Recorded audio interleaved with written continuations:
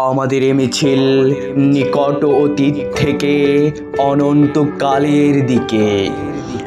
আমরা বদর থেকে উহুদ হয়ে এখানে শত সংঘাতের মধ্যে এ শিবিরে এসে দাঁড়িয়েছি।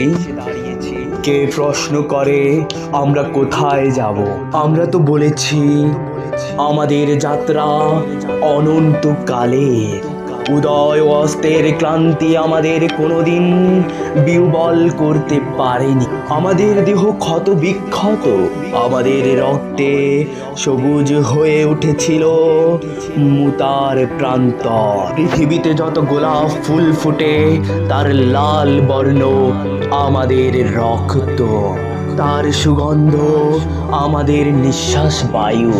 আমাদের হাতে একটি মাত্র গ্রন্থ, আল কুরআন। এই পবিত্র গ্রন্থ কোনোদিন কোনো অবস্থায় কোনো তৌহিদিবাদীকে থামতে দেয়নি। আমরা কি করে থামি? আমাদের গন্তব্য তো এক সোনার তরুণের দিকে, যা এই ভূপৃষ্ঠে নেই। আমাদের সঙ্গীদের চেহারার ভিন্নতাকে গ্রাহ্যের মধ্যেই আনি না, কারণ আমাদের আত্মার গুঞ্জন হু হু করে বলে আমরা এক আত্মা, এক প্রাণ। শহীদের চেহারার কোনো ভিন্নতা নেই। আমরা তো শাহাদাতের জন্যই মায়ের উদর থেকে পৃথিবীতে পা রেখেছি।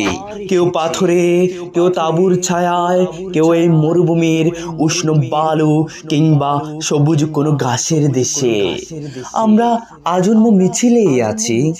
1500 বছর ধরে সভ্যতার উত্থান পতনে আমাদের পদশব্দ একটু থামেনি।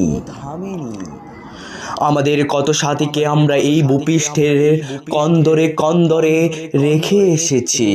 তাদের কবরে ভবিষ্যতের গুঞ্জন একদিন মধুমক্ষিকার মতো গুঞ্জন তুলবে।